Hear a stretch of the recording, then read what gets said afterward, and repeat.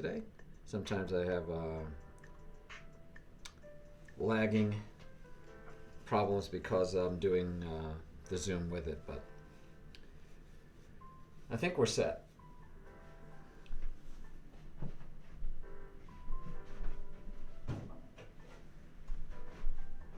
So you were world champion for a while there, and then you had trouble getting into the. You made it into the candidates, right? Yeah, I made it to the candidates. I think I don't remember what place I came in the candidates, but I think I lost one game. Oh, okay. Yeah, you lose one in the candidates, it's kind of over, right? Yeah. You could draw and still have a good chance, but if you lose, it's really hard to come back from. Yeah. And the number of rounds, I don't even think it's possible unless everybody, even if everybody loses, eventually you're going to get down to one or two. Hey, how's it going? Ratchet is our first chatter today. You just make it easy on me, Ratchet, then I don't have to wonder about how to put in somebody's name real quick. I just have to turn off the hidden factor, and we're good to go.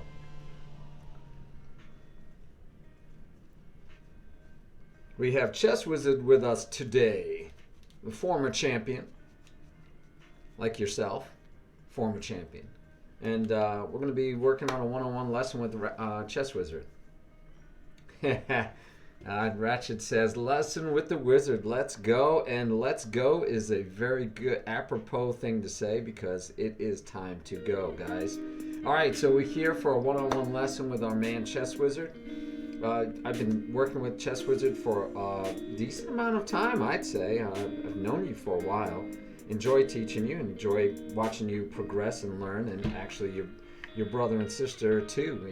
We got to get them a lesson. We got to get them out here sometime. But anyway, I know that you are now working with Marichess. We'll use that name for her so everybody else knows, because she's helping teach some classes for me, and she's doing our online classes for in real life. He does have a nice setup. Yeah. Yeah, That's I got the what she LED said. lights in the back. Got the LED lights, got the bunk bed going. Yeah. Got a nice hat. Is that a chess hat? No, actually don't have a chest just hat, an but this H. is a Harry Potter hat. A Harry Potter hat. I never seen that one before. Excellent. I could now that if you're gonna wear a Harry Potter hat, even though I'm wearing a Superman shirt, I'll put on my Harry Potter glasses to go with it. Nice. All right, so yeah, we have a new survey I built. If you already took this version, don't worry about it. You can stick with the original version. But I did make some changes, move things out of middle game into the general because I didn't think they had to be in the middle game. They weren't specific only to the middle game. So anyway, let's look over your self-assessment first. Then we're going to look at some games, see if the things you think you need to work on, you do need to work on. Make sure you didn't miss any that are higher priority items to work on, and then we'll move from there. So as I've told you guys before, the knowledge section, and this is the opening knowledge section, isn't as critical, right, for me to assess. The performance is the one. If I start with performance and work backwards, and we see where you feel like you perform at a certain level or not, then we could go back and say, you don't, you even said you needed knowledge in that area. So we would work a little differently. So let's find one where, because your knowledge is pretty good, right? I mean, self-assessment, but your knowledge, self-assessment is nice and high. I mean, 9s and 10s means you know it well. I don't have to mess with it. 7 and 8s would mean that you're not really sure. We don't tell people that ahead of time because, right, then it would focus too much on that. We just want you to take it with the range. But that's what the range tells me. 7 and 8 means he knows or maybe not, but he feels pretty confident about it, but he may or may not know it. 6 and below means you don't know it, and overprotection is the first one that we see that you marked as a 6 or below. And it's not a high priority to start with. It's more of a making plans and more of a middle game and positional consideration. And actually not just middle game. So we're going to wait on overprotection. Restraint and prophylaxis you feel confident with. Blockade, you feel confident, but it could go either way. And then we get to strong points and weak points. You marked yourself as a 6 in the knowledge area. Okay. I did find I did already look at this a little bit to get some idea of where we're at. And then I looked and saw that, again, your endgame knowledge is good. Solid. And what this tells you is, okay, so you probably don't need to pull out a book and learn about endgames. You don't need to pull out a book and learn about these concepts and principles. You don't need to hear me lecture you on concepts and principles, but you may need to practice them, right? That's where we get to the application. And so we're at application. So application, see, now you're only an 8 for applying, focusing on the goals in the opening. King safety, you don't always, you feel like, I don't apply it. 9 or 10, I'm not great at applying it. I'm not always applying it consistently at a high level. Okay. Same thing with central control. And do you have an opening repertoire? You're still playing with them. You should be, right? And you're young. Yeah. And the younger you are, the more I think you can play with the traps and tricks and learning openings and trying different openings, because your memory cells are a whole lot better than when you get to be my age, and also you have more time, right? You can dedicate 2 hours a day to chess if you wanted to.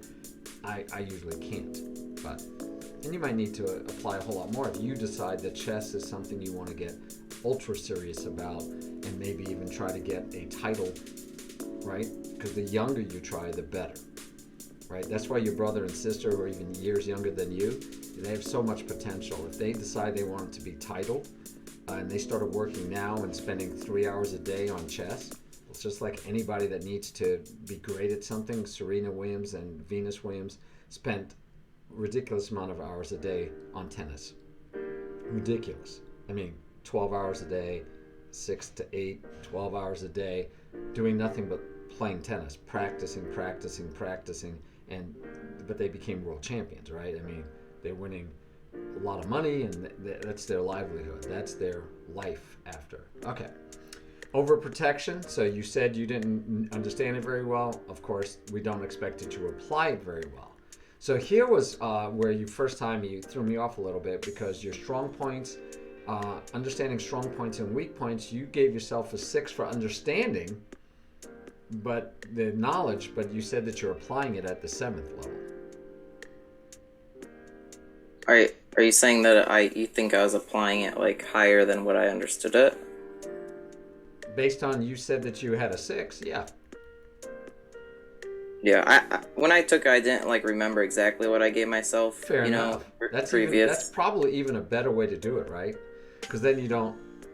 Yeah, but yeah. So that was interesting that you, without looking back, which is better, that you thought that you apply it okay. Because remember, 7 and 8 means that your application of it is probably fine.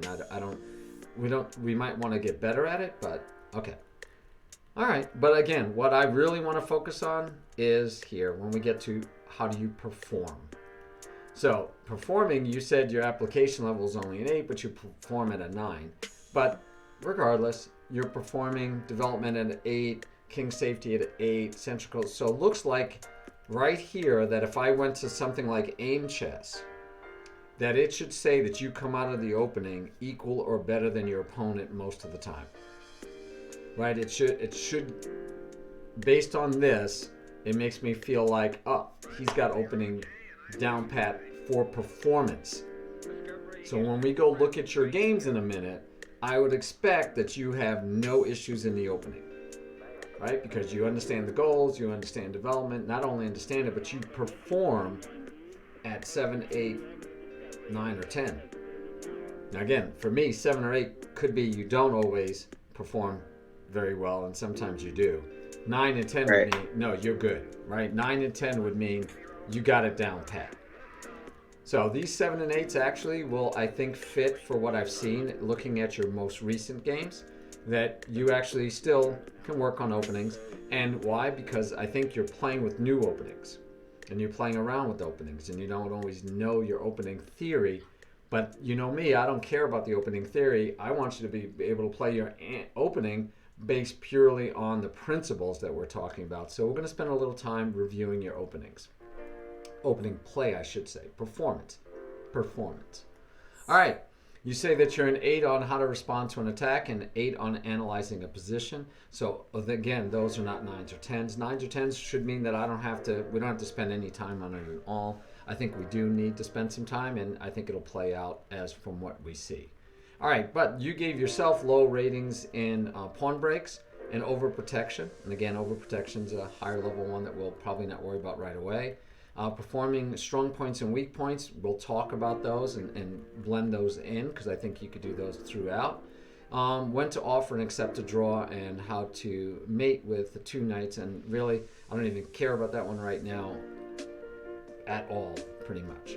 Opposition, I'm glad you have an 8. I like that to be a 9 or a 10, to be honest with you, because it's a basic beginning block for end games, and I think you already have a good foundation. We just want to get you fully there, all the way.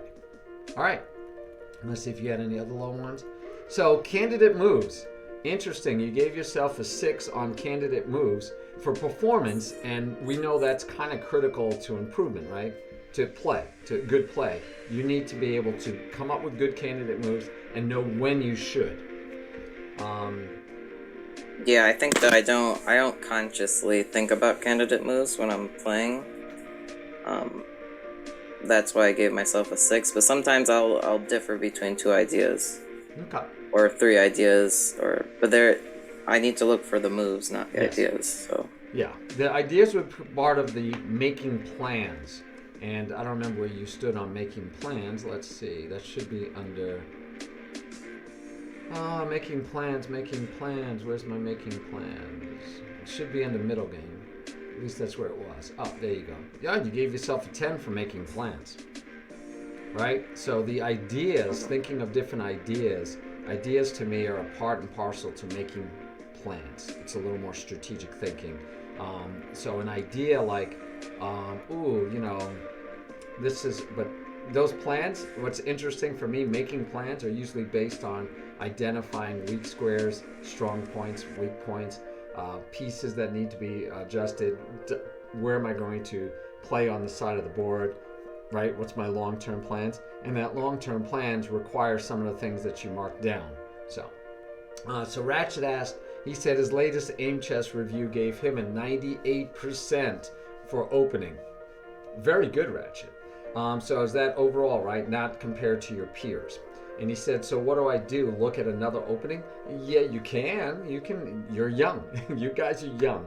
If you're rocking a certain set of openings, you can look at some other openings. And you want to find the openings that meet your style, right? That you feel comfortable playing, that you enjoy playing.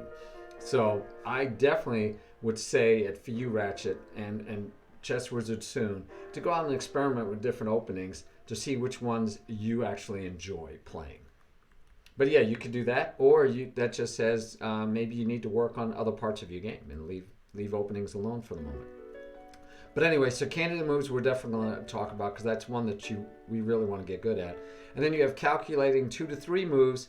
Deep, you said you're like, I'm great at that. I always do calculate 2 to 3 moves, but calculating 4 to 5 moves, that's deeper, and you don't always do that. Now, one of the things that I learned just recently, listening to some lessons from Gary Kasparov, was the importance of identifying that moment where you have to really calculate, right? Where you have to make plans. People call different things. Rosman calls it like danger levels, right? Knowing that this is a critical moment. But it could be danger levels where your opponent's in danger. So I think of it as a spidey sense, because, me and superheroes. So it's, when does your spidey sense kick in? Not just for danger, right? But also for when do you have a chance to take control of the game. There are multiple, but not endless. There are multiple times within any game where it's critical. And you want to spend, and I had my lesson with Sam last Sunday, And he was like, well, how long did you take on this move? And I go, oh, let me check, right? We look at the clock, and he says, because I would have spent even up to half of my time left on my clock on that move. And it wasn't because the move was hard. And even if I made the right move, even if I made the move, the best move, he said, but how long did you take on it? Because there are those moments where you should slow down and realize this is a critical moment. And even if I found the best move quickly, I need to make sure it's the best move because it would be the move that could swing the game. So there's those critical moments, and we have to learn how to identify those critical moments. Does that make sense? Yes. Yeah. All right. So to me, that's a skill also, is identifying the critical moments. I need to make sure it's on our list of principles that are in the survey, because now I just realized I don't even know if it is. I think it is.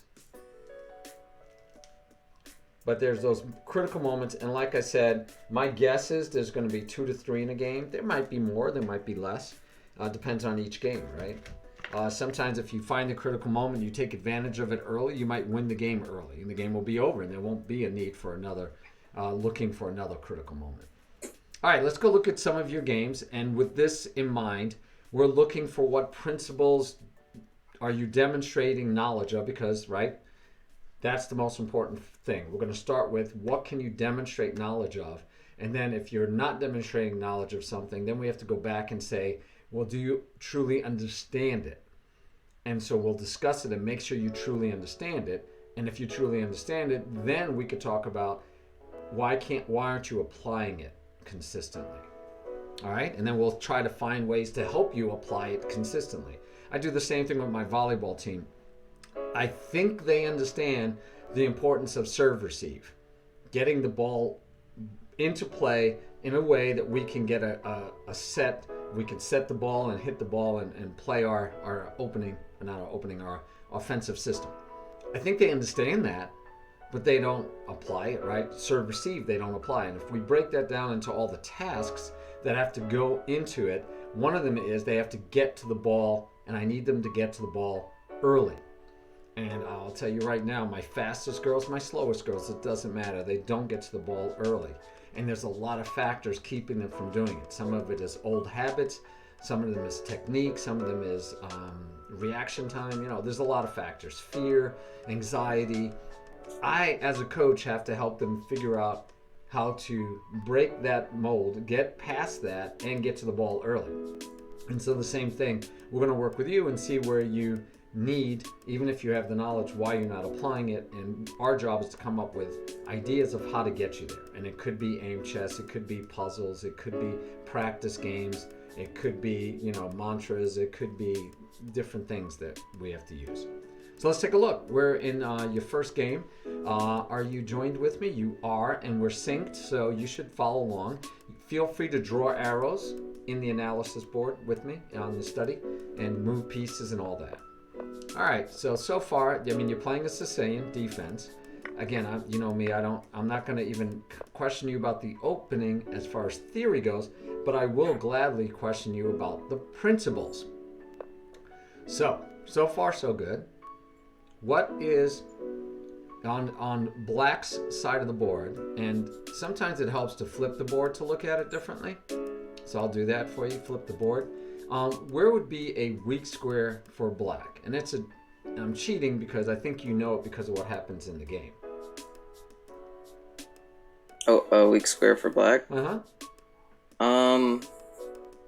don't know if you were around for my last lesson I did with Patrick on Friday. I don't think you saw it. I think you might have shown up late. Yeah, I think I might have. Okay. But there's a weak square right now for Black. F7 is always weak. No, it's not weak. It's protected, and the pawn hasn't moved. It's not a backward pawn. Nope, I'm not counting that as a weak square. Hey, Maury, how are you? So, it's definitely probably D6 then, right? Yes, and it's D6 because this pawn is technically backward because its brothers have left the area, right? So neither one is able to, I can't push this one and be protected, but mostly I just have no pawns protecting that square, and there is a pawn in the way. If that pawn were not there, then it would just be like this, a semi-open file, right? It would just be a semi-open file. But the square in front of a backward pawn we're considering as weak. Now, granted, this one's really deep. You would think all I have to do is push. It's not a big deal. I can keep this from being weak for any amount of time, and that's true.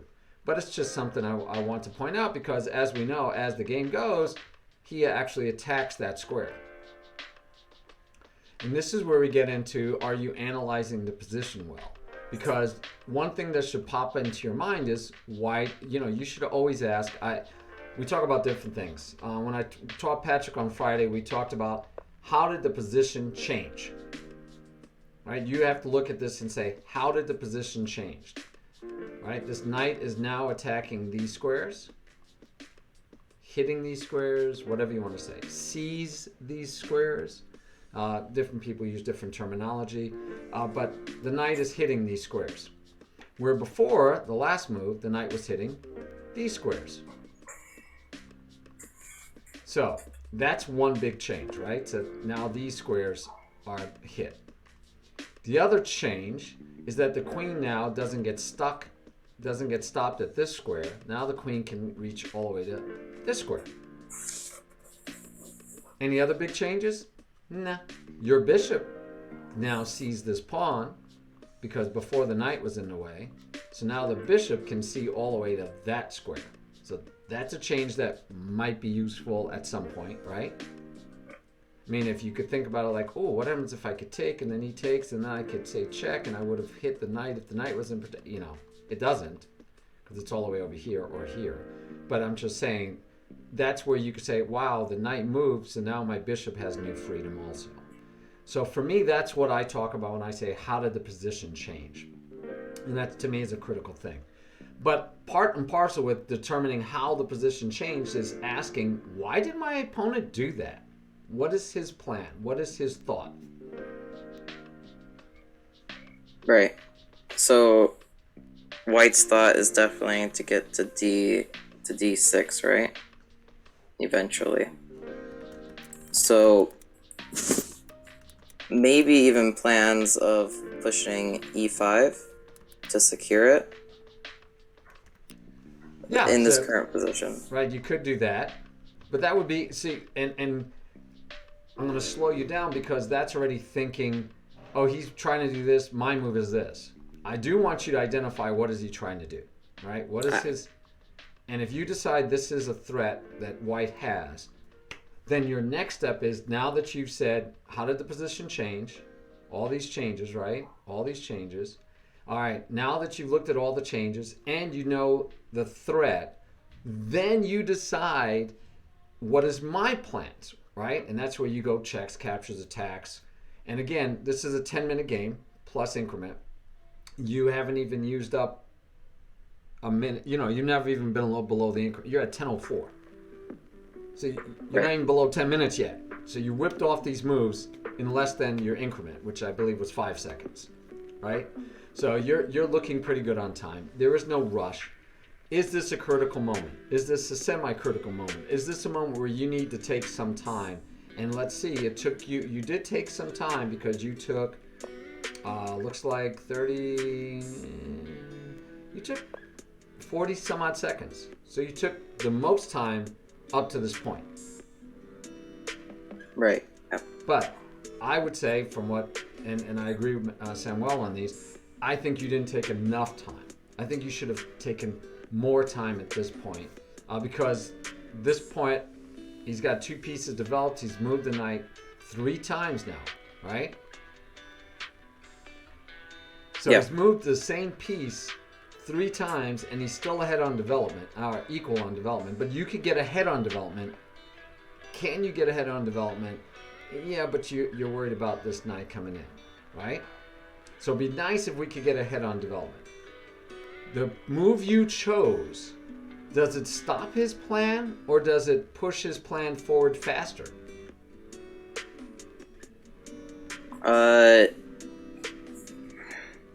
You said his plan, you realized, was probably to come here.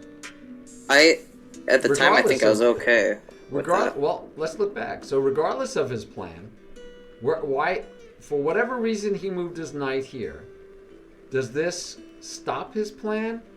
Encourage his plan? Does it improve your position? I think it does improve my position. How?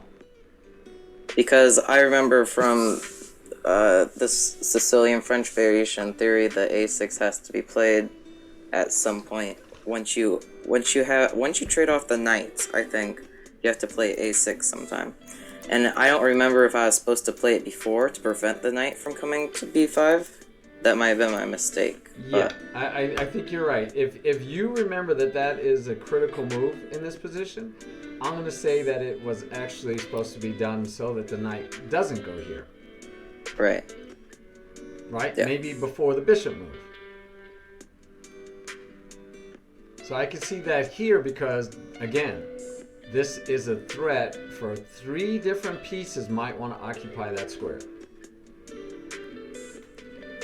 And so we get back to, yes, young man, yes, you can go and memorize and look it up and say, yep, I missed the order, I got my order, I'll memorize that better. We've seen Hikaru Nakamura do it, where he looks up at the ceiling and goes, what is that? Oh yeah, it's supposed to be this move next, right?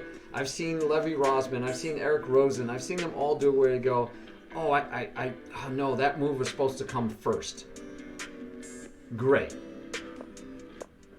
But how do we find it? And how do we say, oh, well, yeah, that was supposed to come first. Now it doesn't help. It's too late. So I'm not going to do it because it's too late. I have to do something else because I have to worry about this first, right? You might want to think about those considerations. But my point is, I want you to think about the principles involved and the concepts and not trying to play by rote. But you will at some point, because you're young enough, you're going to memorize moves, you will play by rote. It will gain you time. When I play the birds, when I play the French, when I play the Dutch, guaranteed my first 6, 7, 8 moves, I'm not having to think, I'm not analyzing, I'm playing them, but I do it based on, one, I do know the opening, I do have it memorized enough, and when they play something I don't expect and doesn't fit my memory, then I stop and analyze and figure it out like I would normally. Every once in a while, it's good for me just to do it anyway to make sure I'm making the best moves in the open. And then you can go look up opening theory to find out if you're making the best moves. But that's not always the best way to do it. Hey, Chris, thanks for hosting. Thanks for rating. So, there you go. Yes, you probably moved it because you knew it was a good move in the opening, but it's out of order, so I'm back to, does this help your position any? The answer can't be, well, yeah, because it's part of the theory. You have to understand, even if theory says, let's go back. So even here, if you did this and I asked you, does this help your position? And you said, yes. And I said, okay, why? And if you said, it's because it's book. That's cheating. That's not a good answer. So you'd have to tell me why this is book, right? All right. So since we didn't do that, and I asked you, how does this help you? Does this help your position? And you said yes. You think it improves your position. Okay. Why? Well, it can't be that it was book. It makes the knight move, so it kind of helps the opponent to figure out some place to put the knight. Which was the idea of the knight there threatening anyway, right? Yeah, ideally d6. So, right, so if we back up and we say, if we first say, oh, why did he do that? And then you might even say to yourself, you know what? I think I was supposed to do this. Dag, right? And you'll waste seconds remembering a move you should have made. But then you say, why do you do this? Why is that? Why was I trying to, if you remember that this move happened to be book, then you might also say, well, why? Why do I waste, right? Why do I not develop a piece, remembering the development, the goals in the opening. Why do I not develop a piece first? Why would I not develop a piece first? And do this pawn move. Why is a pawn move the book move, right? You should be asking that. And then you say, well, and I didn't do the book move. Why? I mean, obviously we want to keep the knight out. Why? And you might say, well, okay, I don't like this. This might not work out so well. But regardless, you need to make a plan. And so I don't like this move because, one, it encourages white to do whatever reason they have moved here. You haven't stopped him unless you think this might have stopped that plan.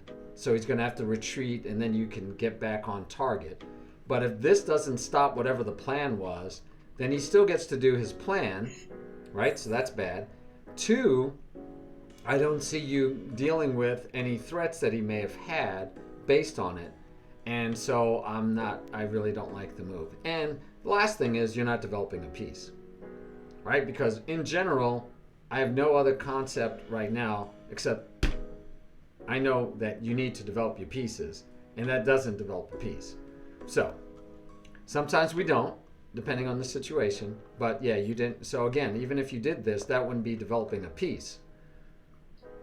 But I might be dealing with the situation. And if he does this, then I think you realize you could just get away with that. Because now you get to take right back if he were to do that. Correct. Okay. So yeah. So at this point, we can talk about why you didn't find the right move. It could be because you thought you were still in book and this was just the move. It could be that you saw it, but you said, nah, that's okay. I'll just take. And I don't care if his queen comes here. His queen will be out early, right? Based on that principle. But yeah, you might be getting yourself into troubles. Plus, you're trading off your bishop for the knight. The knight moved 4 moves to get traded off. Your bishop only moved 2, but at the end of the day, which is what happened, let's make your move. You have 2 pieces developed. He has 2 pieces developed. Granted, one of them is the queen, but you can't castle yet, so that's annoying to a degree, right? And he's not ahead in development, so that's a good thing. And his queen is out early, that's a good thing in general. But you still have this weak square that he's occupying. You can't castle. You feel cramped. The bishop is very hard to develop. Your queen is not have a lot of squares to develop, and you can't castle. So there's a lot of factors that we're going to put into it based on opening principles. Okay. And so I talked about this point, how do you analyze this position? How do you assess who's winning and losing? Because it should help you determine your next move. So it just depends on how much you don't like this queen and how much you don't care about your pawn, your bishop being inactive. Right? That should help you decide how you want to play. What moves should you be making? Because you could do things like this so that you could castle. You could do the queen here. You could do the queen here, right? You have not there. I didn't put it there. It could go here. It could go here. It could go here. It could go here. But your knight can come here also. The knight will protect it. The queen will protect it, right? You can then castle next move, hopefully. So you have options. You have options. Let's see how long you took. You took 7 seconds to make this move. Right. So again, we're back to, and by the way, you're back over 9 minutes again. So you again whipped off moves really fast that you got the increment to increase your time.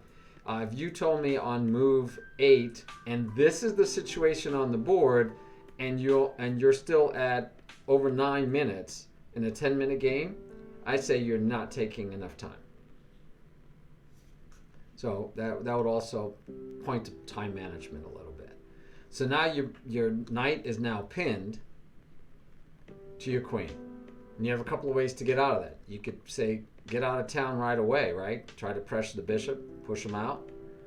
You can move your queen out of the way so that it's not pinned. You can actually try to trade off queens and take back with the knight or whatever. You're always at risk of having doubled pawns, though, right? If something blocks you. But other than the double pawns issue, which would be taking towards the center, which might not be so bad, you got to deal with this pin because he does have the threat of attacking it with a pawn. Right. Yeah. Yeah. And I thought that I could win a pawn here, but Yes. And so you calculated, I take it. Yeah. So remember, go ahead. I'm sorry. I went over the line where knight takes pawn, bishop takes queen, and then knight takes queen. Okay. And then the bishop has to run back, and I thought that then I'm slightly better. So knight takes queen, bishop takes queen, you said? Yeah, and then knight takes queen. And then the bishop has to run, and then I can castle, and I'd be ahead on development. But I didn't realize, I slightly went over the line of takes, and I thought that then I would just take the bishop. But I forgot that the knight guards it. Right. So, and this is, how many moves are we talking? 2 to 3, right? Yeah. So this is 1, 2, 3 moves, and maybe 4. But yeah, so I mean, if we count a move as both of you moving, then you're where we rated ourselves as a 10. I think you rated yourself as a 10 in 2-move calculations. You have 2 to 3 moves deep. You gave yourself a 10 in performance. Right? This is performance we're talking about, and that's why I'm highlighting it. Boop, boop. I need to find a way to make that easier. Yep, performance. So in performance, if you're a 2 to 3, then we shouldn't miss this.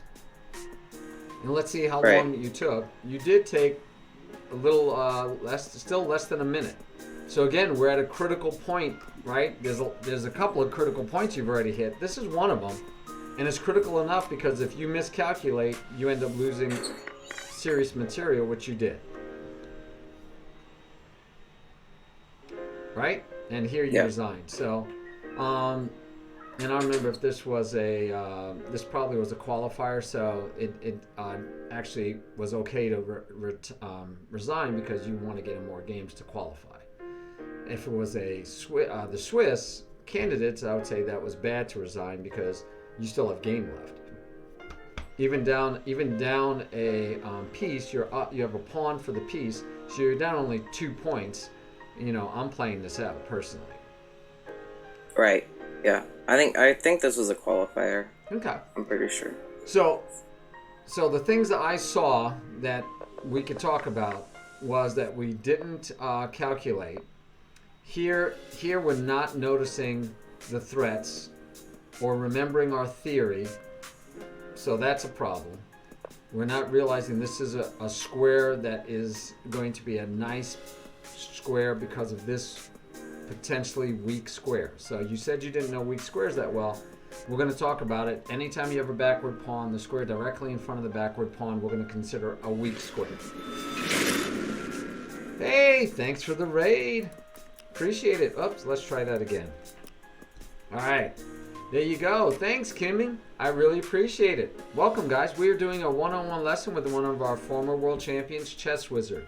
We just reviewed one game looking for his use of principles and concepts, and we got right into the opening, and what we just decided we're talking about is that a weak square is one that is in front of a backward pawn, meaning there's no pawns that can attack the square, so that becomes a weak square, which may or may not be something you want to deal with, right? It is something that we do most times want to be cognizant of, and if we're white, we want to try to take advantage of it, and if we're black, we may want to make it not weak anymore. And a simple thing is to move that pawn, but we might need to overprotect, which you said you didn't understand a lot yet. We may want to overprotect a weak square, and white may want to over-attack a strong square, right? Overprotect, attack, any way you want to think about it. So if white can make this square long-term weak for you, he wants to just pile up tons of pressure, get some rooks here, and just keep putting things, owning the square. That can be a simple positional plan for white into the future. And so black would have to say, well, I need to change this sooner rather than later. This could be white's whole plan. And we don't stop him with this so far, and we're still not stopping him. And we know that was just an error. But white could have put this here eventually. could have tried to get the knight to. The knight already is hitting it now. The bishop would be hitting it, and he'd be a happy camper. All right, so that's understanding those concepts. Let's try another game. This one is against a much higher rated player than you, and you know Busy, so you might have had some, little worries about, I got to play Busy. I know him, and that's where a lot of times I like to not even know who I'm playing, so that I can just play the board, right? I don't want to play the person, though sometimes it's worth it. I know you like playing this opening, so we're not talking about is the opening any good or bad. We're just talking about where do you stand. So right now, how do you assess this position? I would assess this position that white is ahead by development two turns, and they both lost knights, traded knights, and white has the center. Yep. One center pawn. So white has a center pawn. White is controlling these two center squares. Neither one of you, well, actually white is also controlling this center square. So white owns these three squares. White owns 3 of the 4 center squares. Black does not own this one. Yeah, it's a 101 lesson, Kim. We do it for anyone. They have to be a subscriber, but it's a gift subscription, Prime, so it doesn't matter. Long story behind that. My chat said people aren't appreciating the lessons if it's free. So we said, well, at least you have to do is be a subscriber. It's an hour-and-a-half lesson, and you can get more than one depending on schedule, and it's per month. Anyway, so yes, white owns 3 of the center squares. This one is a wash because black has nothing attacking it either. So right now, white is ahead 3.5 to half on center control, right? White definitely is more developed than you. What else?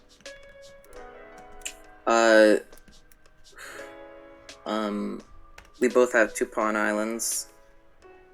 Yes. What else? 2 pawn islands. And both bishop pair versus bishop pair, and yeah, that's probably good enough, right? Yeah, we do I have a don't see anything semi-open else. file. We do have a semi-open file. But as you noted, and if you remember, we're in what phase? We're in the opening. Yeah, we're totally in the opening phase. And what are the goals in the opening? Develop king safety, center control. Develop Uh, and develop again. Yeah. Develop. All right, so white is ahead, like you said, two steps on development. This one requires 1 move to develop, 1 move to develop, 1 move to develop. So white has 3 moves left to fully develop. Black is totally undeveloped now. Black has done no development, no pawn moves, and so he's got to move these 2. Well, he's got to move a pawn out of the way for the bishop. So this one can move in 1. This one needs 2, so that's 3. Moves in 1, 4. Can move in 1, 5. And he's got a castle, 6. So that's 3 versus 6. So yeah, black, even though it's only got 2, white only has 2 pieces to develop, he's developing at a rate twice as fast because he only needs 3 moves, black needs 6. So let's see what happens in the game a little bit if that plays out. Does that develop a piece? No, it's No. center control. It does fight for center control. It does free the bishop, although the bishop has very few safe squares. But it also restricts this bishop. So Yes. again, what would I prefer? I maybe prefer the bishop to get developed first, but it's dangerous, right? But maybe get the bishop developed first before you push the pawn is an option.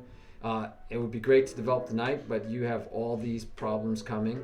So we have a lot of deficits in the opening to begin with. But we push a pawn, that's okay.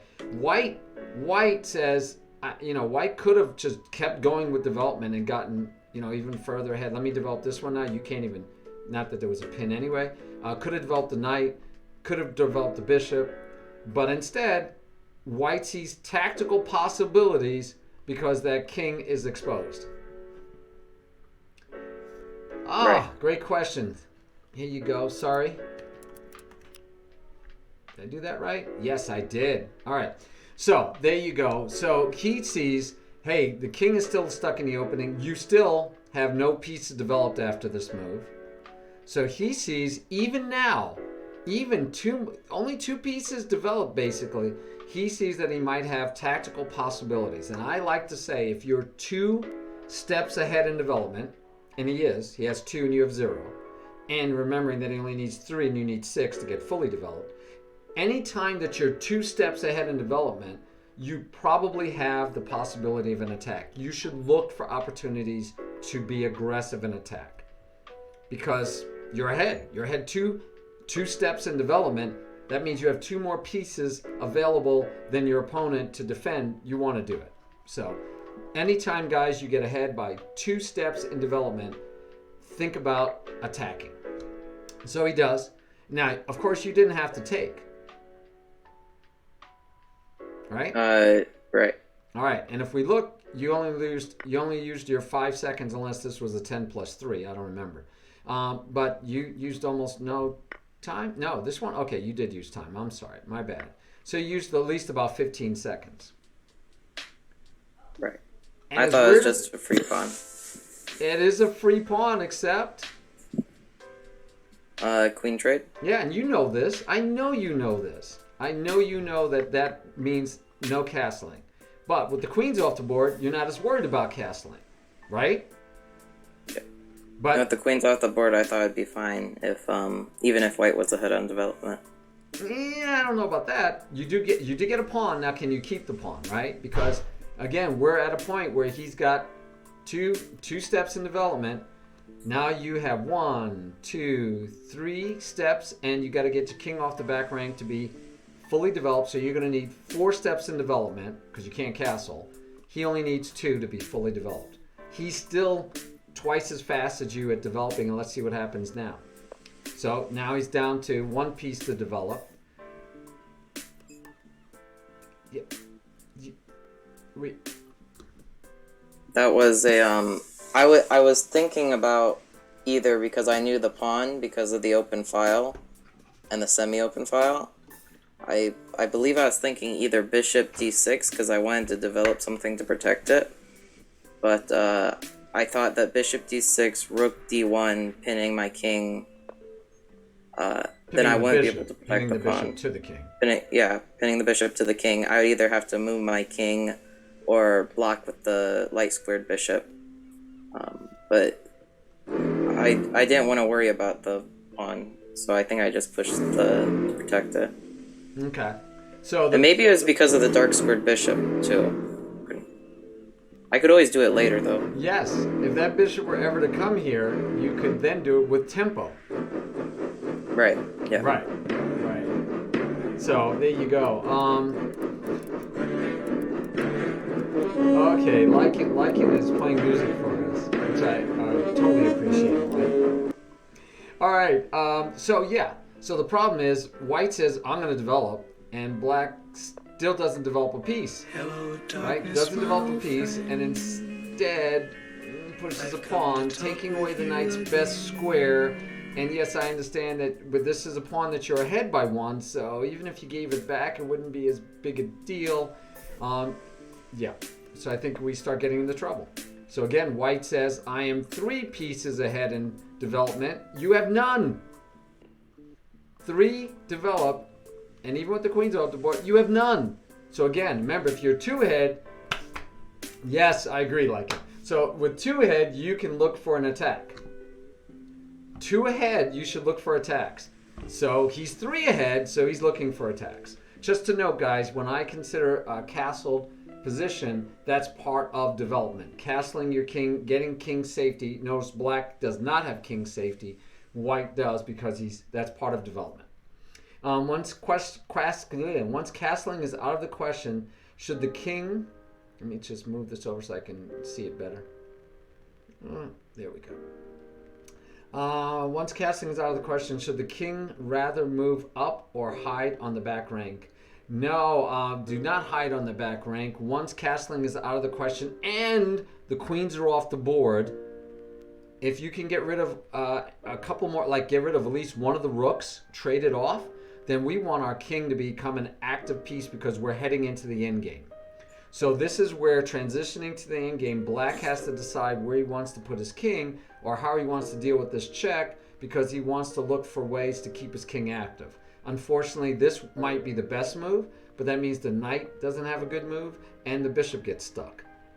So this is unfortunately the only place he can really go. And let's see, he doesn't. He blocks with the bishop.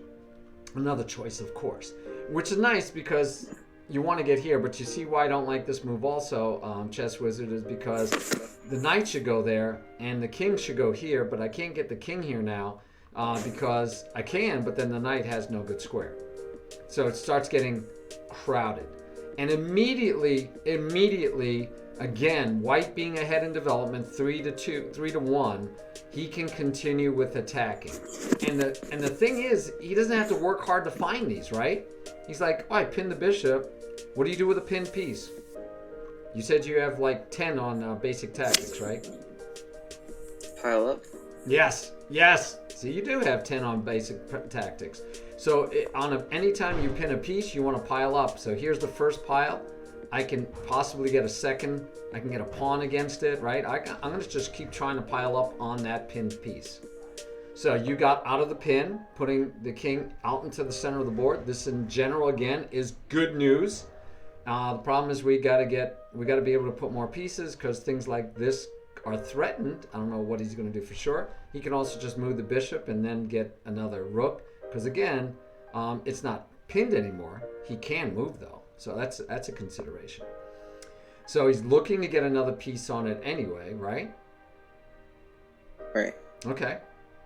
And you have to say to yourself, again, guys, analyze the position. How did the position change? Right? It's no longer attacking these squares. Now he's attacking these squares. But not only how did the position change, you have to say to yourself, it is critical to be able to say to yourself, why did my opponent do this? What is his plan? It's either to come here or to come here. And you know that if he comes here, he's biting on your nice pawn chain, so you don't care. If he goes here, you would just take him off. So it's not to come here now because you would just take him off. And here's no, you don't care. But you do have to consider the tactics. If he takes, you have to take back with the pawn. And then he gets to go here and he has two pieces again attacking me. And guess what? That pawn is, we're back to alignment, another pin. Basic tactics. Pins are the most basic tactic you'll find, and you find them through alignment. So you moved out of this alignment, so he's looking to set up a new alignment. So again, if we understand that, we got to figure out a way to stop this problem. Agreed? Yes. How could you stop it? Maybe knight h6, so that. Well, I mean, if he goes there, if he takes bishop a3 and then knight f7. So you're surviving. I will survive, right? Right. Yeah. And then you keep having to deal with problems because you can't move the pawn without losing your rook. Yeah, if you move the bishop, you lose the pawn. It's not even poisoned. Right. Yeah. Yeah. So you might. This is 4 or 5 moves calculation. You might look 4 or 5 moves deep and decide this is losing. So then you have to find another option. Right? So we can move the bishop, right? Because he's threatening to take, but we have this pawn at risk, right? Yeah. Yeah. Here, So- just take the pawn. So we're basically already getting into a losing position. Right. I mean, bottom line is we're already losing and having a hard time not ending up losing the whole game. All right. So it plays out. You again, this is the second game in a row. We have forced white to make the move they want to make. Yeah. And at the time, I'm not sure if I saw the bishop a3 Okay. as a pin later on. Okay. But But this isn't a bad move for him, right?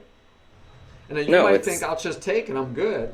But because you have no pieces developed, so you can't get a rook here, this is a bad move. And so it encourages this. And so while you may not have seen the bishop to a3 and all these problems, you might not even seen what he was planning, but before you make this move, you got to decide, if I attack, what does he do? And we only took 6 seconds. So if I attack, we have to say, what does he do? He's going to move here. He could move here. He could move here, here, here, or here. This one is bad, we just take. This one is bad, we just take. But maybe not, right? We take, then the bishop says check. Do we have a place to go? Oh yeah, we could go to white squares. Oh, okay, so it's bad. He takes here. Oh, well, we just take back. But is that good for you? You gotta then realize if that's playable for you. And that's, before you make this move, you know that making this move almost guarantees that he's gonna move that knight. Right? I mean, he might have some other tricky move, but glancing at it even, I don't see any other obvious tricky moves. So chances are, he's going to take that knight. I mean, he's going to move his knight. And so if you make a forcing move, you can't make that forcing move without first analyzing what he's going to do when you force it. So if now looking even, I mean, it's harder to do it now because you know what he does and you know why he does it. But hopefully at the time, if you had said to yourself, okay, if I push here, he's got to reply. He's going to move that knight. Hopefully you would say, where's he going to go? And you'd find that this or this might be the two moves you think he'll do, because from here he can come back with check, right? Right, yeah. So you're either going to decide he's going to do one of these two, and he might do this just to get the bishop. Yeah, bishop for knight. Right. But also you have to understand that, where's your weak square now? Weak square is d6 and d5. So d5 is a weak square, b6 is a weak square. Because why? I can never attack those squares with a pawn. Remember, backward pawn, square in front is a weak square. Right. So these are weak squares. This is a poorly defended piece. It's only a pawn. I know we don't think of pawns as pieces, but bottom line is this one is not very well protected. It's only protected and if the pawn wasn't there, that square would be weak. Yes. Because yeah. Well, it would be open, right? That's an open file. If this pawn just weren't here, then it's not. This square isn't weak any more than these squares are weak. Right. So weak squares are squares we cannot attack with a pawn. It's an easier way to think about it. And the closer those squares are to us, the more scary they are. Right? So these are weak squares that are scary because they're close to us. So white, if he didn't have anything better, he could pile up on this weak square. He could put his pawn attacking that square. He's already got the bishop attacking it. He could actually put the rook in it and then bring over the other rook. And what happens if you occupy and control a weak square? A lot of times that backward pawn becomes the target. So this is our square. It's a weak square, but the pawns behind it become targets. Right. So this pawn, the backward pawn is a target. This backward pawn is a target. So I don't think of this one as a weak square. I think of it as a backward pawn, which is a weak pawn, which is going to be one that he attacks immediately. So if we count the situation again, same material except you're up one pawn or two. You're up one pawn. You're up one pawn. But the other difference is you have no pieces developed, and he has all of his pieces developed. So he's again ahead in development, and so again he can look for attacks, and he does. And all this is based on all these minor tactics, but it's all possible. All these tactics are possible because he's ahead on development. Make sense? Sure. And so that is why development is so critical, and why I tell you jokingly, but you know I teach everyone that there were 5 goals in the opening. The first and most important goal is develop your pieces as fast as possible. The second most important goal, develop. Third most important goal, develop. Fourth most important goal, king safety.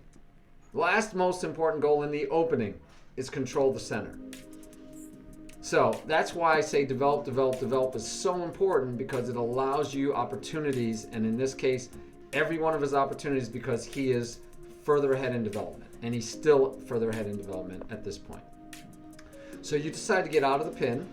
Makes sense. If you go here, he takes with the rook with check. If you, where else do you want to go? Here, you can just take with check. So you move here to get out of the pin and maybe, hopefully, develop pieces. But you could have waited till he took to move. And the reason I say that is because you still need to develop your pieces. But the only piece you look like you could safely develop without dropping something is the knight. If you move the bishop, you drop this pawn, and you still threaten to lose this pawn. I mean, but that gives you a tempo to come over, but then you'd lose this pawn, right? Right. All right. Yep. So you've got troubles, I mean, obviously, but, I mean, maybe developing the knight was best. Now, he could take with the rook and have a discovered attack on your king next move, but then you can move if you need to, right? I mean, you were going to move anyway. And even if he checks you could say, yeah, I'll go out here because now you have nothing out here to attack me with at the moment, maybe. But, I mean, that's how dire it is. I still probably your best bet is to develop something. And unfortunately, again, he could just keep piling up attacks because he's so far, and even in the end, he's fully developed, and now you are still not fully developed because the rooks are not talking to each other. Yeah. All right. And I couldn't do anything about the knight. So we think about it from the very beginning. This game got lost because of development. Right here, you're down 2, still down 2, down 2, down. Now you're down 3, and you're still down 3. You're down 2 again because you did develop a piece. So he attacks it, and now you're back. If you look again, you're down 2 to none, down 3 to none, and it just keeps coming. Right. But I had to respond to some of the attacks. Oh yes. So. Oh yes, but those attacks were mostly available because of development. So I don't know if that's a theme. We did see in the first game that you had some development issues also. And you also had, amazingly enough, you had twice where you attacked a knight with a pawn, forcing the knight to make the move he wanted to make anyway, which is the concept of don't help your opponent improve his position. You did it twice. You forced your opponent to make the move they wanted to make. It's like the dream state, right? For any player to say, I want to put my queen here. Hey, force me to do that, so I don't lose the tempo even, right, that you forced me into it. So I asked you to analyze this position, and this is how I usually work when you're doing analysis of your games. I'll ask you, hey, could you do me a favor and analyze your position? Tell me what you think is going on. But I'm going to do it with you for brevity's sake. We have a half an hour left to the lesson, so I'm going to force it a little bit on you. No pawns have been taken, right? There's no trades of pieces. Hold on a sec. Okay.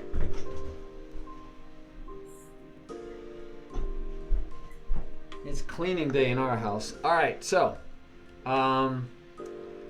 if we look at it, there's no pawns have been taken. There's no open files, but I do see some beautiful alignment. You set up alignment here. I like that. That's good. We like alignment. This alignment doesn't actually hit the king, so we won't worry about that as alignment, but we have alignment with the queen. You are what? Fully developed. Yes. Your opponent is not. Your opponent has to get the queen off the back rank, and then he'd be fully developed. So he's only one step behind, but he's still a step behind after he moved. Why? Because his knight moved multiple times to get here. Slow process and moved more pawns than you. So you were able to get your situation hopefully you like, and you're still ahead on development. So you're ahead on the development race. We could analyze the center position, but I don't remember if you thought that was a weakness or not, but again, development, king safety is critical. You do have a little bit of a weakness on your king side, and he is like super safe. Because safe is 3 unmoved pawns with a minor piece. He's got 3 minor pieces hanging around his king, so he should be super safe. By the way, this was another move he made that kind of lost time for him and gave the hole for the knight, but this was also another time-consuming move. All right, so you only had 1 in development, so I'm not in a rush to look for attacks, right? Remember I said it's when you're ahead by 2. But you could start looking at opportunities. A lot of them, any of them, right? I mean, you could say, I'm going to push the pawn. I'm going to push this pawn and sack it. I don't know why you would. But, you might say, I'm going to push the bishop here to threaten here, but also to threaten being able to push and being able to do this stuff and, whatever. But you could start making plans because you're finished development. And I try to teach students, develop your pieces to the squares you think are best. This, by the way, in this opening, just so you know, the knight doesn't usually go there. It usually goes here so that this pawn can push. And in general, any queen pawn, I know this wasn't a queen pawn opening, but anytime you've played d4, usually the concept is to allow c4 to have that pawn duo and hit at the center. Right. In this birds, I played knight c3. I don't remember why, but. Yep. Yeah, I don't know either. It's not in keeping with the opening as much. It's not a bad move though, right? Again, by principles, it's the best square for the knight, so we're happy. All right, so looking at the position, though, you're ready to attack. I have no problem with this, and I'd like it that if you had spent more than 6 seconds, because at this point, when you're fully developed, is the time when you're supposed to make a plan and decide how you're going to carry forth the rest of your game. You fully developed, you need a plan for the rest of your game. And the plan could just be, I'm going to attack this pawn. All right, I got this x-ray coming later. I got the queen x-ray coming later. I'm going to find a way to pile up on this pawn. That could be your plan. And if that's your plan, I'm 100% behind you. Let's go do it. Right? That's fine. But I with only 5 seconds used, I don't think you played with a plan at this point. In fact, this might have been 3 seconds because it might have been our qualifier again. So you might have only used up 4 seconds instead of 5. Now, does it keep with the opening? Yep. Is it fine? Yep. But my point is, rather than even play the moves that you feel comfortable with in the opening system, I want you, because you're fully developed, to develop a plan. That still might be the move you make. But this is the moment to make a plan. And so when we go back, and this is why we have your assessment so that we can decide on what we want to spend time on. When we go back to the assessment that you did and we look for making plans, which should have been middle game. Let's see, performance general, no. It should be under middle games, which that would be end games. Making plans, you gave yourself a 10 for performance. And to me, part of the performance of making plans is doing it when you're supposed to. Right. All right. I think I might have had like a plan beforehand, I think. Because really? How long do you think you need to make a plan? I think it depends on the position, really. Probably at least a minute. Okay, at least a minute. I would say unless you're playing Blitz, which we're not even looking at Blitz games because they're way too fast. So anytime you're trying to make a plan, I would think that you should use at least 3 minutes on a 10-minute game. Why? Because your plan is long range, and it's going to guide you for the next 10 moves, hopefully. You're going to always be considering your plan, watching out for tactics and the rest of the stuff. But if they don't stop you, you have an idea of how to move forward based on a plan. So I would say that you would have to build off that plan, and if that's true, then yeah, you should spend probably 2 to 3 minutes at least in a 10-minute game finding your plan. Now, if you know the opening really well, like this one, let's say you really know it, and you're like, hey, I know what to do in this situation. I know the plan I like in this situation is going to be to come here. He's going to try to open up this file. I'm going to pile up on this file, and this and this, I'll be able to attack both of these squares. So, you might know that in advance, and then I can't complain, right? I can't argue. Then yeah, great. Then yeah, you don't need a lot of time because you know the plan already. You spent way more than 2 or 3 minutes developing this plan. It's just that you're now carrying it out because you've already developed it multiple times in the past. Yeah, I assume that's what's happening here. Okay, I'll buy that. But yeah, if not, then no, I want to make sure that you're taking your time to make the plans. So let's see. So all these moves should be pretty quick, and they have been. Yes, all these moves were super quick because we're going to assume you're playing within a plan. So what's your plan? Is your plan to attack here, or is your plan actually to attack here? Because this move seems to be able to do both, right? You can come here and double up. You can also slide the rook over. You can also get your bishop here now. So, wow, you got everything you should ever ask for on a queenside attack, a kingside attack, huh? Yeah. Yes. Okay. So that's good news there. And again, that one took you a little bit. That one you took about 20 seconds. Yeah, I might have been thinking about different moves, getting maybe rerouting no, it wasn't that. Never mind. I don't know what I was thinking. Okay. Well, I like it. It stops the bishop from chasing your queen, even though you don't mind too much if he chases you. You could step up, you could step over, right? You don't care. Yeah. But yeah, and then he just blunders free candy. You took 10 seconds to make sure it was truly a blunder, and probably decide if you should take with the queen, right? Yes. What happens if I like the queen alignment with the king? Ah, yeah. Why give away the alignment? But you're up a whole piece also, and I know you know when your head material trade pieces, right? Yes. Is this playable, or does this kill you? No, it's, I think, rook g4. Yeah, it's playable. And he doesn't even have a good way to shore up the pawn. Here you could just take, and here you could just take. Yeah. So that loses another pawn, right? Okay. Correct. So yeah, you could have taken with the queen. I have no problem with you taking with the rook. But again, that'll be, hopefully you took 10 seconds to decide which piece to use. I love it that he doesn't resign. He keeps playing. But this doesn't hurt you, right? This actually, remember we talk about helping.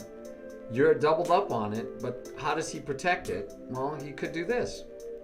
Your dark square bishop is going to have a really hard time getting in there.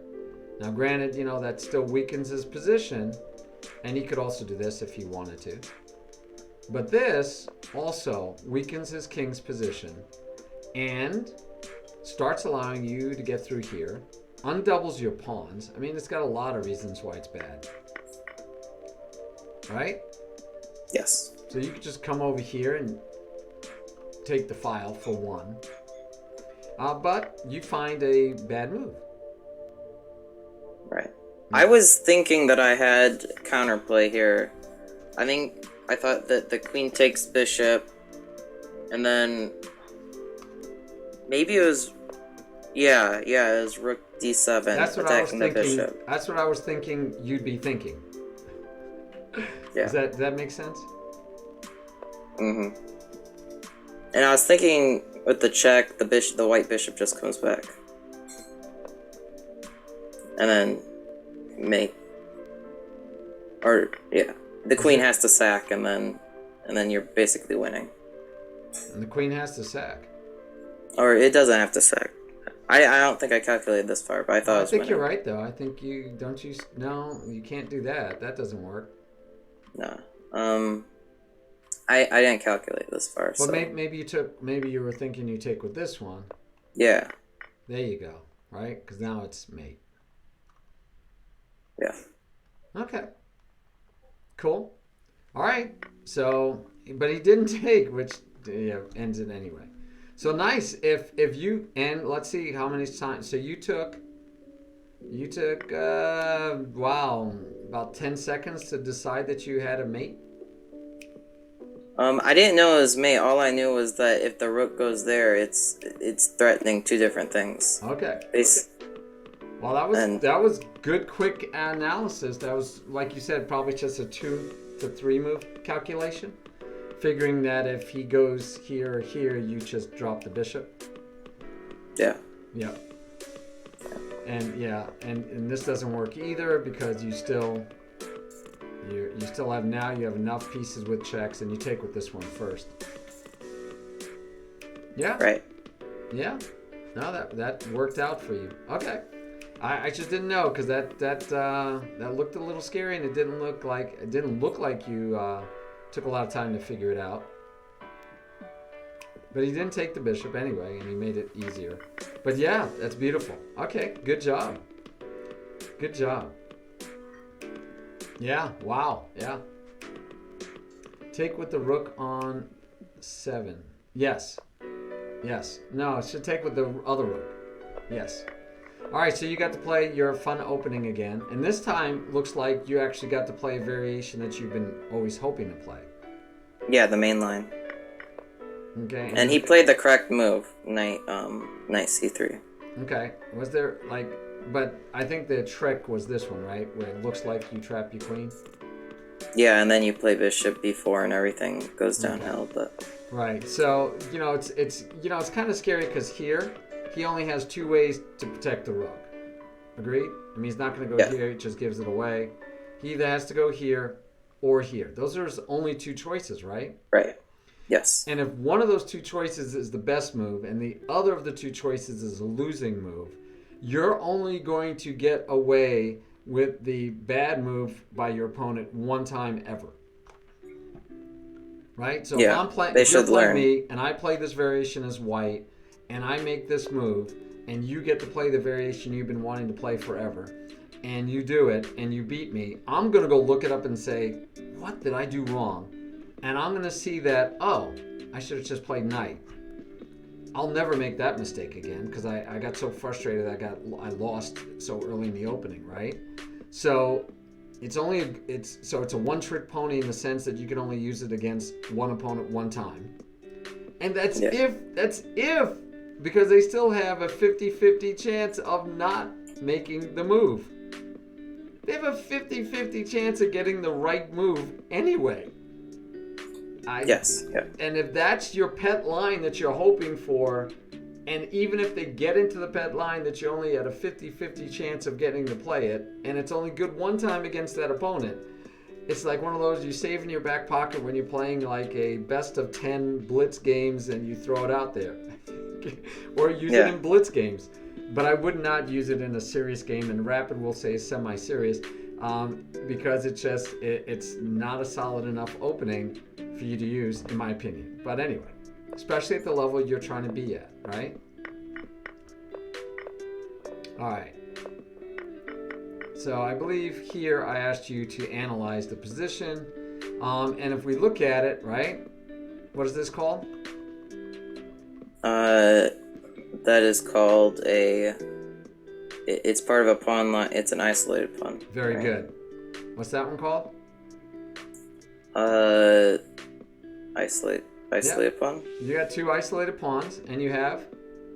Double pawns. Good. So that's the bad positioning for white. That's the weakness for white. What does black have going on? Only 2 pawn islands, no bad pawn structure.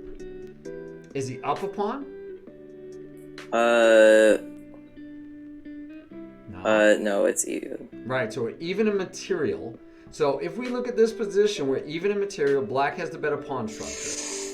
Black has three steps to development, including king safety. But white has 3 steps to development and needs to castle. This bishop is going to require how many moves? 2. 2. He only needs 1 move to castle. So he's ahead in development slightly, and he's going to be ahead in development for a little while because now he's playing chase the queen. Your queen's got to move. And so he's still ahead in development, and he's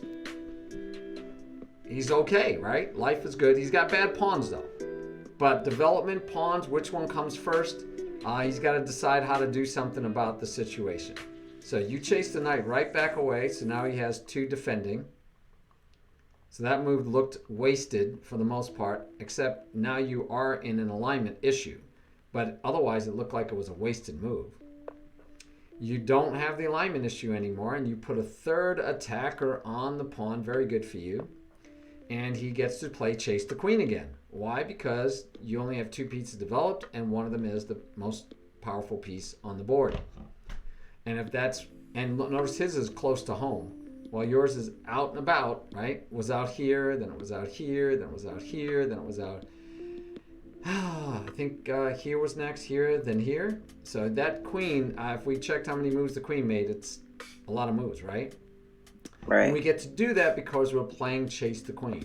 So he blocks, interposes, rook holds them both, but the rook is undefended. So the rook might be a target for you, but otherwise he has 1, 2, and you look like you have 3 attacking. So you're looking, again, like you could win a pawn, but like a pawn protecting that we don't want to trade. We probably don't want to trade either, because while we can win the pawn, we have to use, right? We don't have a minor piece. He has 2 minor pieces. We have only 1 minor piece. So you understand that, right? If I take and he takes, you have to take back with a major piece. He takes. Yeah, I understood that. Yeah. Okay. So we're going to be down the exchange if we take. Something to be aware of and something to probably avoid. How could you avoid? What could you do so that you're not going to be down? Because I believe you just took. Yeah. Yeah, I Miscalculated? maybe I thought I was getting 2 pieces for a rook or something. I don't remember. Yeah, because you took 6 seconds. Yeah, I might have just I forgot the yeah. Okay, so what could you have done instead?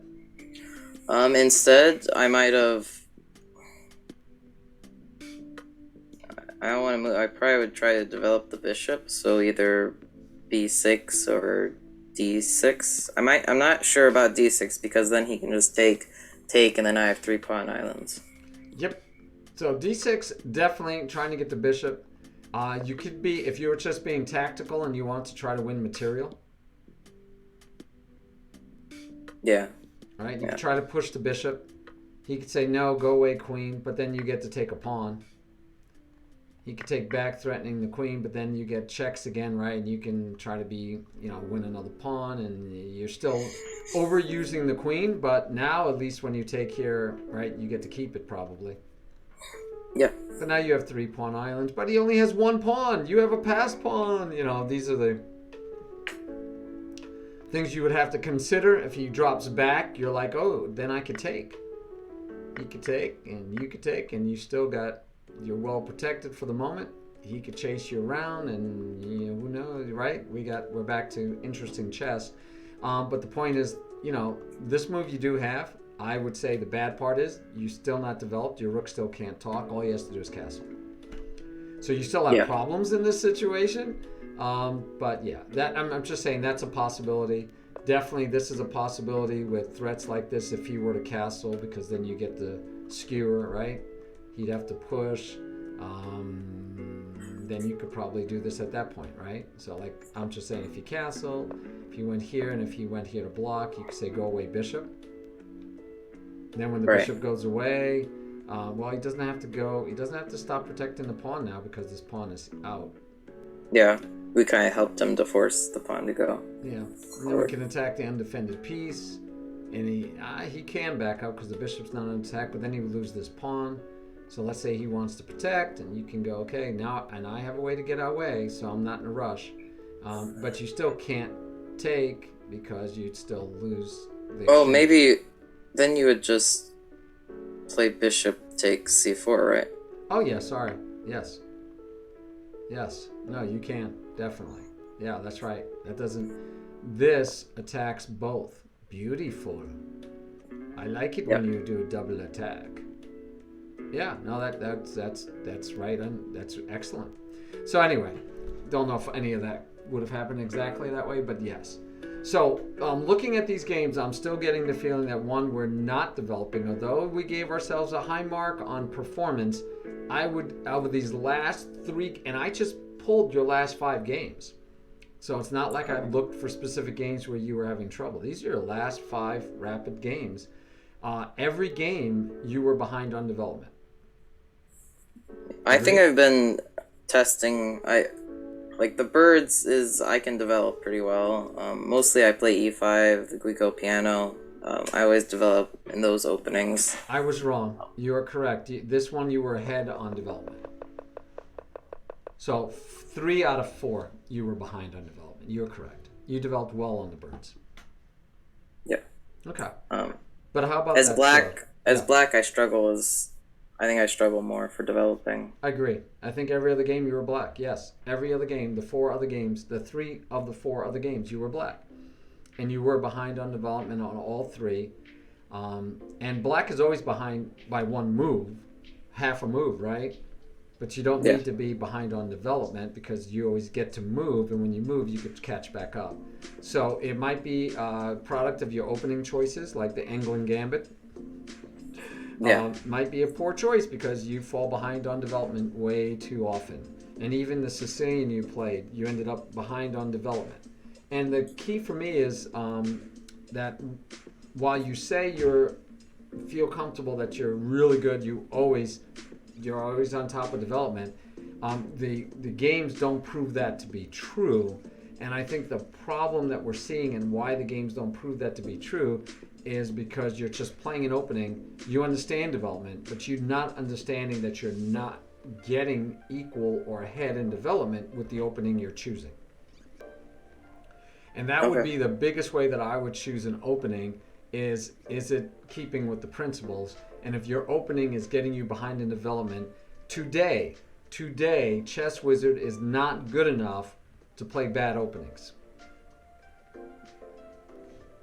Okay. That's my opinion, right? It's just my opinion. Which one is ChezzWizard playing? I don't remember which one he played, but he got into big trouble. So it's the French variation. The French variation. There you go. Patrick was asking, "Hey Noah, how are you?" So yes, there you go. That is my thought for you. Is that while you might be trying out different openings, you need to be trying out very solid openings because you're not good enough to make bad moves yet, and you're not good enough to play bad openings. That might even be true with the birds. But hey, I told you I had 2 national master level players, right? One titled, one not, that told me, no, the birds looks good. They don't play the birds, but when they saw it, they were like, no, that looks fine. So maybe it wouldn't be one of the bad openings. But the England Gambit, I'm going to probably list your England Gambit under an opening that's not good enough for you. And like you said, you're not behind in development in the birds. You're behind in development on your black choices. So remember, you don't have to give up your openings. You might have to give up the variations of the openings you're playing. You might have to find a variation that doesn't put you behind on development as much as these are. Again, can you do it? Yes. Can masters and grandmasters in it? Yes. We're not an international master yet. You're not a grandmaster yet. So you need to build up your foundation of good principles and concepts. So I need you to play openings that aren't bad. You're not good enough to play bad openings. I don't believe I'm good enough to play bad openings. And I'm still better than you so far. I might stay that way for another month the way you're going. But yeah, I don't want you playing bad openings anymore. And more importantly, you can't make bad moves.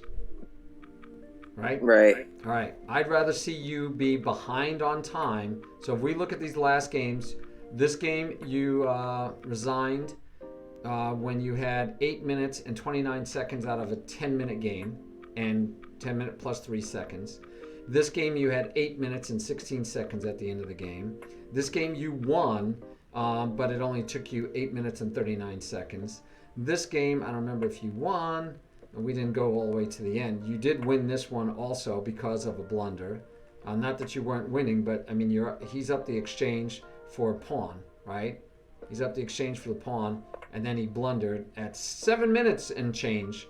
But this game finished at 8 minutes and 32 seconds. Are we getting a theme here?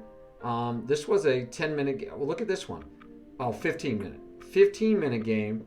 And at the end of the game, you had 13 minutes left, and you lost this one. Lost this one? Yeah, you lost this one. Okay, so you lost this game. You resigned, I guess? I don't know. Yes, Black resigned. So you resigned this game with 13 out of 15 minutes left. And then this game, you had another 15-minute game. You also lost, but you had 14 out of 15 minutes left. Yeah, I'm playing very fast. So here's your job. Here's the mission for you. Before next week, you should play 3 or 4 or 5 rapid games at the fastest, right? You can play classical, that'll count. I need you to play classic or rapid 3 to 5 games before next week. You with me? Okay. And I want at the end of the game, because you used your time, don't game it and just let 5 minutes go by just to meet the criteria. You have to get down below. If it's a 10-minute game, I want you below 3 minutes, and if it's a 15-minute game, I want you below 5 minutes. So I want you down to 1/5 of your time. Okay. So 15, right? It would be 1/3. 1/3 of your time. Sorry, I want you below 1/3 of your time. Okay. All right. Whatever time you're playing, and we're only talking about rapid or faster or slower. I want you down to where you have 1/3 of the time left or less. Got it. All right, and that should be because you actually were thinking through those moves that we're talking, whatever those moves are. So we'll see the clock. So we can't get done at 8 minutes and go, I've got checkmate in 1. Okay, I'll sit here for 10 minutes to qualify. I want to see 3 games where you decide when it's a critical moment, where you think that you got to really find the good moves, where you're looking for 3 candidate moves, all these excuses for you to take a decent amount of time thinking through your moves. At some point, you got to use time to think and make a good plan. Make notes when you're doing it. All right? You got to slow down. Okay.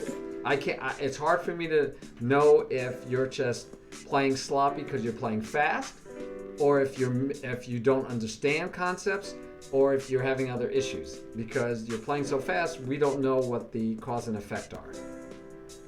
So let's slow you down, and then we could see if you still make the same mistakes. All right. All right. I think we have a plan for you for the week. All right. Thank you.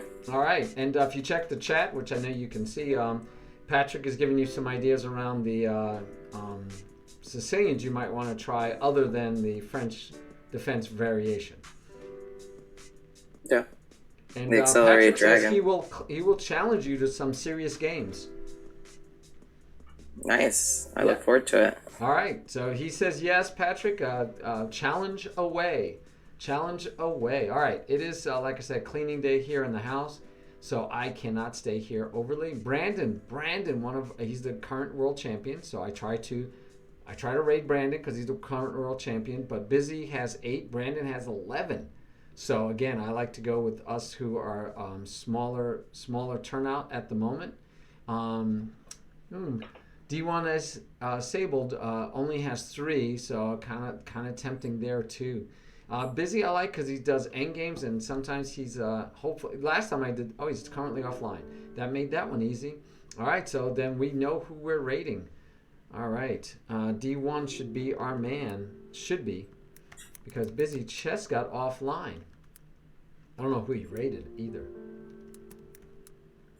All right, thank you. Oh, you're welcome. Thank you. I always like having an actual student to do my one-on-one lessons with. And as you know, you're one of my favorite students and former world champion. You don't know how proud I was when I was trying to be totally unbiased in the world championship matches, but secretly I'm on the side going, yeah. Thanks. Until you lost that last one, but yeah. Oh, that was depressing. Yeah, that could have been depressing. Shouldn't be depressing, but yeah, I hear you. I totally hear you. It's hard when you've had so many in a row, mm-hmm. and then you just lose it. Okay. Oh, Anyway. so by the way, we had an in real life. You missed the tournament, right? You didn't go, right? Saturday? Did you go? No. Okay. So you should try to get your over the board rating established. We have tournaments the first Saturday of every month. But anyway, we did our first tournament. We had 8 combatants. I believe Noah. We have 2 Noahs, one in class, one not, and. Oh, okay, good. I will do that. So who won, Noah? Did you or the other Noah win? All I heard was Noah won, but I wasn't told which Noah, and I have to submit it to the United States Chess Federation for rating. So, okay, you lost on time, so the other Noah won the tournament. All right. So, did you come in second, third? Do you know? I got to get back to giving out medals for those tournaments too. I forget. I got to order them and give them out. It's been a pretty good turnout. They're getting their ratings up, man. You're gonna have to play ChezzWizard in real tournaments. How many people play in these? Is it like a Well, that was small 8. like? This was 8 this Saturday. We Okay. had 9 the one before that, and I think we had 12 the one before that. So let's say anywhere between 8 and 12 recently. Okay. Yeah. I'll have to. See if you guys can make one. Yeah, you should. 10:30. If it's 3-round Swiss, just like online, it goes till about 1 o'clock. I think is the max it goes. But yeah, you should check it out if you can. If I can, I'll bring the twins too. Yes, you should. They need to play some games. All right, guys. I did that wrong. Let's try it again. All right. Bye. Thank you. All right. We will see you later, young man. Thank you again for being such a good student. All right, guys. We're going to raid D1.